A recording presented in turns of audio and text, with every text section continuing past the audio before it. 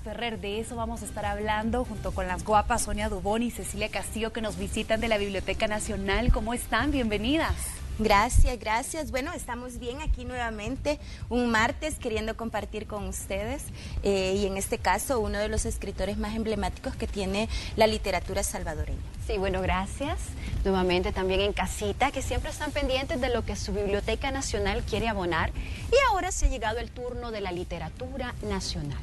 Vamos a hablar del gran maestro Masferrer, vamos a hablar de su legado creacionista, pero mucho conocemos sobre la vida y obra. ¿Por qué no indagar más un poco sobre su libertad de pensamiento? Aunque como a nosotros nos gustan mucho también las dinámicas, vamos a empezar acá, a que el caballero seleccione un color. Me siento como en un concurso de belleza ahorita, permítame. Me encanta que venga a la biblioteca porque siempre vienen a ver, innovando Sonia, con por acá. diferentes cosas. Sí, Ay, exacto. perdón. Bien, vamos a hacer una pequeña dinámica. ¿Alguien que me quiera decir por qué seleccionó su color? Este color. Porque me llamó la atención. Ajá. Sí, A ver, llamativo, lo vi llamativo. llamativo. A ver, Sonia, ¿por qué el rojo? Ay, porque este me quedó. Ok, bueno. No Bien. porque hubiera elegido el verde. Vamos a decir que no son los colores del reggae, son los colores del famoso semáforo.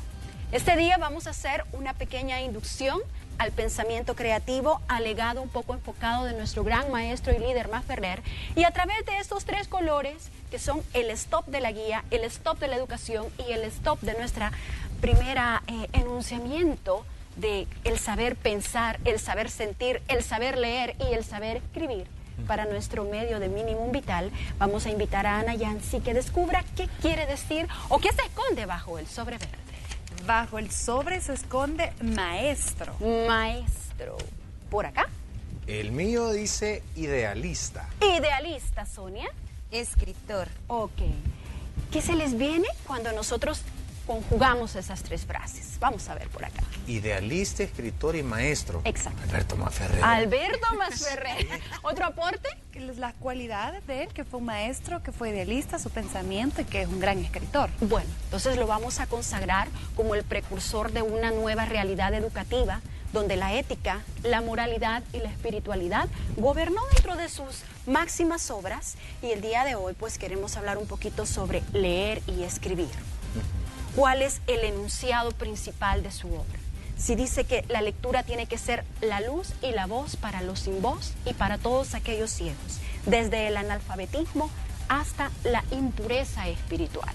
Masferrer quería entronar, y de hecho lo logró, ¿verdad?, en un pensamiento radical donde los seres humanos fuéramos exactamente equitativos, solidarios y soberanos. Pero dentro del proceso de la importancia de leer y escribir, también vamos a hablar sobre otra de las obras, el Minimum Vital. Sonia, ¿qué es lo que necesita realmente el ser humano para alcanzar la plenitud y la felicidad integral? Justamente esa es una de las preguntas que se hacía Alberto Masferrer. En el tiempo que él vivió, que él estuvo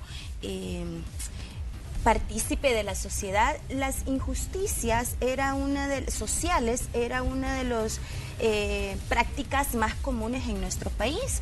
Estamos hablando de la década de los 20, de los 30, a principios... Pensé que me iba a decir 2019, pero no. No. Pero justo, bueno, y ya que hace 2019, también estamos viviendo algunas injusticias que justamente son las que plantea Alberto Masferrer. O sea, ¿se mantiene su teoría todavía? Se mantiene, aunque hay que aclarar que el legado de Alberto Masferrer ha sido defendido y criticado por muchos, ¿verdad? Es como ha tenido una escuela masferriana, ¿verdad?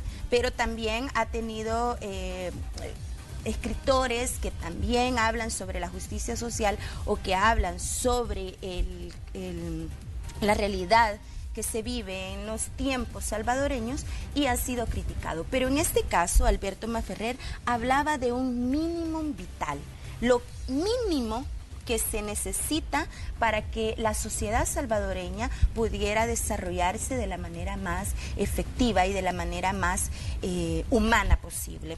Entonces tenemos acá que él postuló 9 grandes mandamientos, le podemos llamar nosotros, o 9 postulados, que decían, bueno, es lo mínimo que necesita una persona en nuestro país. Y el primero dice, trabajo higiénico, perenne, honesto y remunerado en justicia.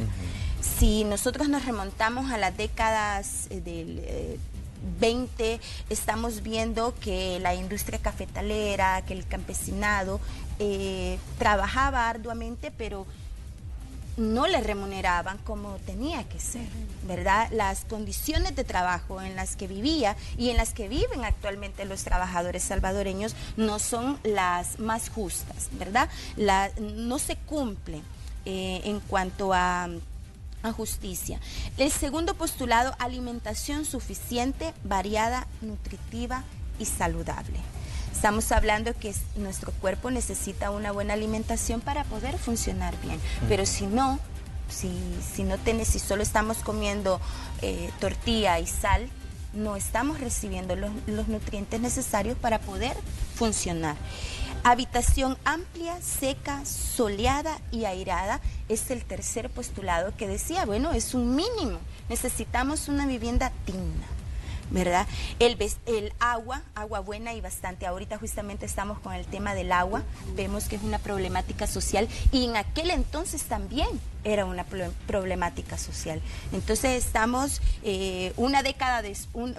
un siglo después con las mismas problemáticas. Vestido limpio, correcto y buen abrigo. Algo necesario para poder recibir ese calor, para poder abrigarnos. Asistencia médica y sanitaria. Era otro de los postulados que Maferrer decía, bueno, necesitamos una asistencia digna, una asistencia en salud justa. La justicia pronta, fácil e igualmente accesible a todos. En aquel tiempo y en este tiempo estamos viendo que la justicia no se aplica de igual forma. ¿Habrá viajado en el tiempo Alberto Maferrer? ¿Habrá imaginado que un siglo después estuviéramos viviendo las mismas situaciones? Ya vamos a hablar un poquito de ese detalle más adelante. El octavo, educación primaria y complementaria eficaz, que forme hombres cordiales, trabajadores expertos y jefes de familias conscientes. Algo que decía Alberto Maferrer es que una sociedad justa o una sociedad, una nación buena, no solamente es en cuanto a las riquezas que produce, sino a la calidad de humanos que promueve, que genera esas condiciones para que existan ciudadanos de calidad, expertos en educación, expertos en las diferentes áreas. No solamente decir, es un país productivo porque produce ciertos, en este caso el café, por ejemplo. No solamente eso, sino que la calidad humana es algo que Alberto Maferrer promovía bastante. El descanso y recreo suficiente y adecuado para restaurar las fuerzas del cuerpo y del ánimo. Sabemos que en la actualidad habemos muchas personas que trabajamos más de lo que deberíamos trabajar. Las revoluciones sociales o a nivel de trabajadores se ha logrado llegar a 8 horas laborales. Sí, eso es lo que dice el Código de Trabajo, pero realmente no estamos trabajando 8 horas. Hay personas que están trabajando 8 horas, no descansan ni 8 horas. En el tiempo libre no son ni 8 horas. Entonces, igual las condiciones de aquel tiempo con las de este tiempo son bastante similares. Hay un dato con el mínimo vital.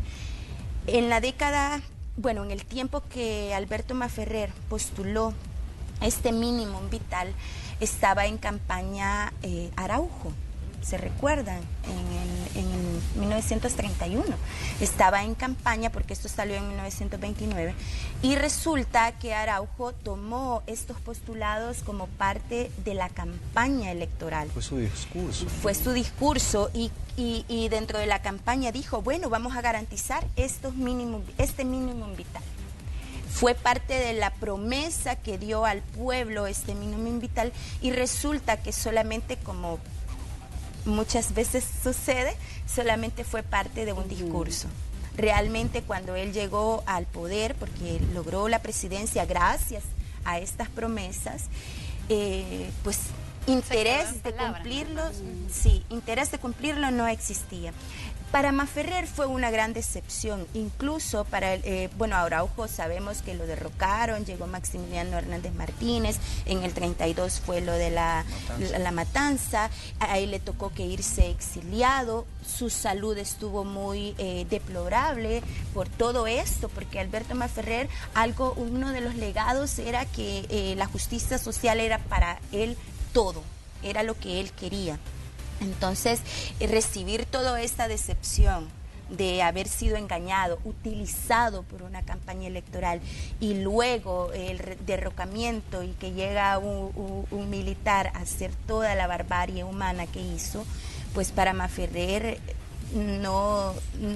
él murió un 4 de septiembre del 32, no en buenas condiciones, ni espiritual ni social. ¿En qué momento pasa a ser el gran Alberto Masferrer? Donde es reconocido por la sociedad, donde sus escritos en realidad dicen mucho, un reflejo de la sociedad salvadoreña que todavía sigue vigente para mí. Porque quieras o no, en esa época lo tratan como alguien que iba en contra del gobierno, alguien que era a lo mejor un desertor o quien buscaba desarticular en ese momento al gobierno. Pero ¿en qué momento pasa a ser el gran Alberto Masferrer que todos conocemos ahora? Bueno, acabamos de hablar un poco del pronunciamiento y la fuerza de la literatura. Si bien sabemos que Masferrer vino exactamente de una cúspide hasta terminar lamentablemente, ¿verdad? Pero pasa de poeta a mártir. ¿En qué momento? ¿Se consagra o no se consagra realmente el legado? En su obra El dinero maldito. A partir de la recreación de esa obra, y que es una reconstrucción política, religiosa, social y espiritual de todo el acontecer y el meollo que se encontraba en ese momento, surge el nombre de Masferrer como un ruido, como una alabanza y como una alegoría a nivel nacional e internacional. Lo que contaba Sonia, lamentablemente pues tuvo que sufrir mucho el exilio, y aunque él no se encontraba físicamente entre nosotros, había dejado y perdurado la palabra, el poder y el enunciamiento que ahora se viene a restituir. Nosotros podemos conocer que en toda la base educativa, en todas las obras literarias, son muy reconocidas sus obras, pero ahora, ¿son realmente analizadas debidamente? ¿Qué es exactamente el legado creacionista? Sí, que nos explora la realidad, la vulnerabilidad, el ciclo de violencia e incluso también de ingenuidad que dentro de la sociedad los mismos problemas, las mismas situaciones ahora persisten, pero existen unos libros, existió una persona que a través de todo su entorno y desde la perspectiva poética, como escritor, como periodista y como ensayista, él traspuso su nombre. Y si muchas veces fue violentado, incluso dentro de nuestros grandes escritores, llegó a faltársele el respeto, consciente o inconscientemente, entre muchos escritores, que no los vamos a mencionar, pero que sí les invitamos a que más adelante dentro de la historia conozcamos cuál fue la realidad incluso del ciclo y del entorno de los propios literatos. ¿Pero por qué lo criticaban entre escritores? Bueno, vamos a ver. Alberto Masferrer se consagra como uno de los moralistas y conservadores. Si nosotros le ponemos la postura de un sacerdocio literario, irrebatible en la palabra, muchas de las personas y dentro del pensamiento político, dentro del pensamiento social, cada persona maneja un solo concepto. Muchas veces a través de la literatura no llegamos nosotros a sintetizar o a congeniar con el otro propósito de las otras personas, políticamente, sistemáticamente. Eso fue lo que tuvo que pasar él. Sufrió, dejó un legado y sigue, persiste, pero ahora la iniciativa es, ¿se cumplen o no se cumplen esos 10 estatutos de un libro que se escribió más de 40 años? ¿Cómo vamos a hacer que dentro de nuestro sistema mediático, educativo, familiar y social, esos estatutos sigan vigentes? Se encuentra en el sistema educativo, se encuentra en el sistema integral, porque él dice, para su juicio, la persona leer y escribir se transforma en una lámpara, en un ente de luz, en un ente cíclico y transformador. ¿Realmente estamos preparados como nación, como personas, para recibir esa dualidad y esa equitatividad que él pues prácticamente nos deja en nuestras manos. Es muy importante y vamos a decir de que Alberto Masferrer sí cumplió el ciclo de un poeta, porque su vida, su obra y su muerte se siguen recordando dentro de nuestros más grandes maestros. Ese es el ciclo. Ese es el ciclo y es un legado que tiene que persistir. ¿Por qué vamos a recordar al gran maestro? Hay un poema que se titula Hazme suave el instante. Solamente nosotros vemos el fervor emotivo que maneja, pero el título, Hazme suave el instante, es realmente una súplica, es realmente una enunciación, una invitación. ¿Por qué? Porque él tenía una carga necesaria que desde su perfil él necesitaba exteriorizar y transmitir a los seres humanos. Seamos íntegros, seamos únicos, manejemos ese amor, porque también él tenía una base espiritual magnánima. Tal vez no era exactamente dentro de un sacerdocio, como dentro de un catolicismo o de un cristianismo, pero sí era una persona que creía mucho en el nivel espiritual y que creía mucho que a través de la palabra, y lo podemos comprobar, su pensamiento, su enunciado y su necesidad de llegar a encontrar la luz, la verdad y la transparencia es lo que lo va a mantener fijo durante los siglos de los siglos. Pero en el momento que Alberto Masferrer escribe estas obras, ¿ya era considerado revolucionario o lo hace bajo otro contexto? Es que de hecho él no es que sea directamente considerado un revolucionario, sino más que todo a favor del trabajador, ¿verdad? Él era, no podemos decir que era de izquierda ni de derecha, él era... buscaba más que todo la justicia. Él fue uno de los primeros escritores que trabajó bastante el tema del derecho. Incluso la doctrina masferriana la estudian algunos, no todos, ¿verdad? Algunas escuelas de derecho la estudian porque acá hay un principio de derechos humanos. Él lo que va buscando más bien es el cumplimiento de los derechos vitales de una persona, que todas las personas tenemos. Y como él igual no era de una familia pudiente, adinerada, de hecho murió en la pobreza, ¿verdad? En la miseria, él se solidarizó bastante con la clase trabajadora. Entonces, desde el punto de vista, él podía observar cómo la sociedad salvadoreña vivía y a partir de eso pudo escribir. Pero a raíz de los escritos que él tenía, ¿era constantemente atacado o no era atacado? Es que, como les digo, casi a nivel de literatura y a nivel de escritores, siempre hay escritores que avalan la postura de uno, pero hay otros que no la avalan. Por ejemplo, y por mencionar uno de los escritores emblemáticos que no vivió en la época, pero que sí es uno de los que hace una fuerte crítica al legado de Masferrer, fue Roque Dalton. Roque Dalton, y si se fijan, él también habla sobre una postura social, o escribe literatura social, pero desde otra perspectiva. Él sí se identificaba con el Partido Comunista o con la filosofía de izquierda.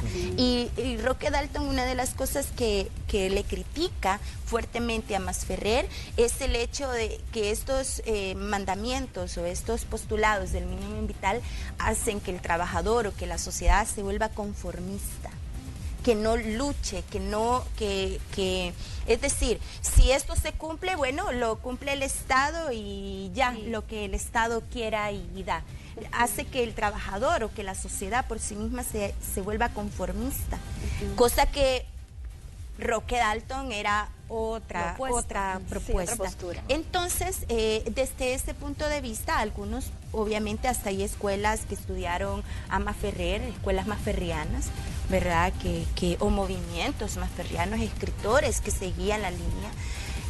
Pero como les digo, siempre hay una postura que lo critica y otra postura que lo avala, ¿verdad? Avala sus posturas. ¿Cuál es la importancia de que la Biblioteca Nacional siga manteniendo estos ejemplares, que lo promueva, que más personas conozcan el mensaje de Alberto Masferrer, Sobre todo que estamos hablando, bueno, todos lo conocemos, es emblemático, es un escritor, es un orgullo nacional, pero hay algunas personas que dicen, ay, sí, es un poeta, pues, pero yo creo que más allá, no solo es el mensaje bonito que nos hace reflexionar, sino que creo que nos hace actuar. Pero entonces, para la biblioteca, ¿cuál es la importancia de seguir promoviendo a este poeta? Bueno, primero la preservación de nuestro patrimonio literario, bibliográfico. Dentro de la propuesta de biblioteca, seguimos el lineamiento de las bibliotecas humanas. La moralidad, el civismo, la ética y sobre todo la profesionalidad del análisis, de poder educarnos a través de los referentes que ya no están con nosotros y la vocación de descubrir a los nuevos referentes. A mí me gustaría cerrar con un breve, ¿verdad?, esbozo de lo que nuestro querido Masferrer quería entronar.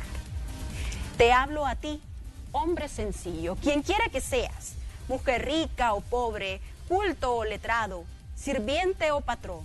A ti, niño de escuela o de colegio, obrero de campo o de fábrica.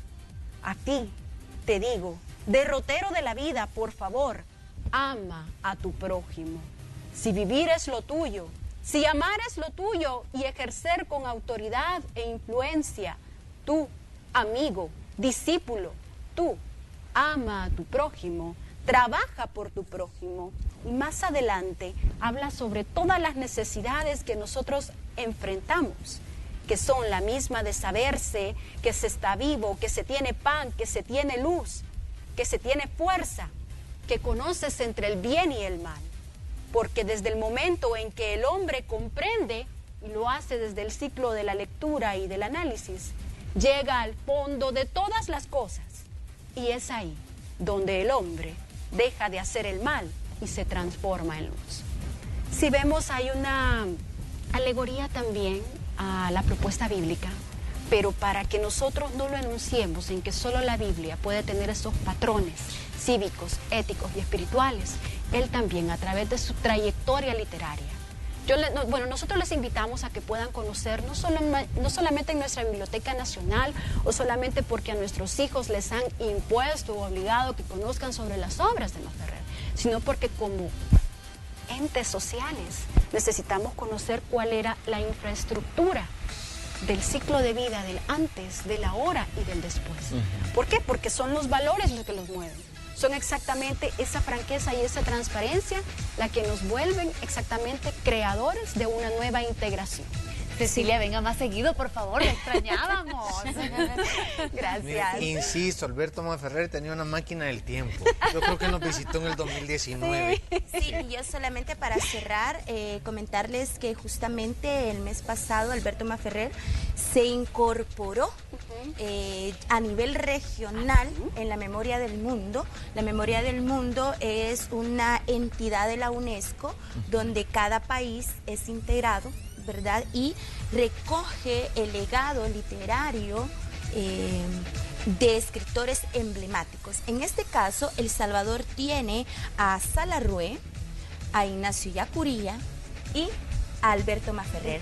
Ahí podemos encontrar toda la literatura, todo e incluso escritos inéditos de Alberto Masferrer. Entonces están invitados también para que puedan consultar en el Archivo Nacional de la Nación.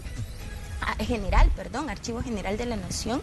Ahí se encuentra todo el legado de Alberto Masferrer y por supuesto en la Biblioteca Nacional. La importancia de que podamos retomar postulados de Alberto Masferrer nos van a llevar a hacernos las preguntas que se hicieron filósofos como Alberto, porque Alberto era un filósofo y lo importante no es tanto todas las respuestas que nos dan, sino las preguntas que nosotros podemos hacer, y de ahí parte nuevos postulados, nuevas premisas, y obviamente nos hacen pensar más. Entonces la invitación es para que Alberto Masferrer nos inspire a hacernos estas preguntas adecuadas para poder ser mejores ciudadanos y desde ahí mejor país. Exacto. Bueno, y si quiero leer algo de Alberto Masferrer, puedo llegar a la Biblioteca Nacional, ¿verdad? Claro que sí. De hecho, traíamos acá diferentes presentaciones. Este es Leer y Escribir. Si se fijan, es un... De bolsillo. bolsillo. De bolsillo, usted lo puede leer mientras va en el bus. Tenemos acá el Minimum Vital también, si se fijan. Hay otra versión. Sí, son diferentes ediciones.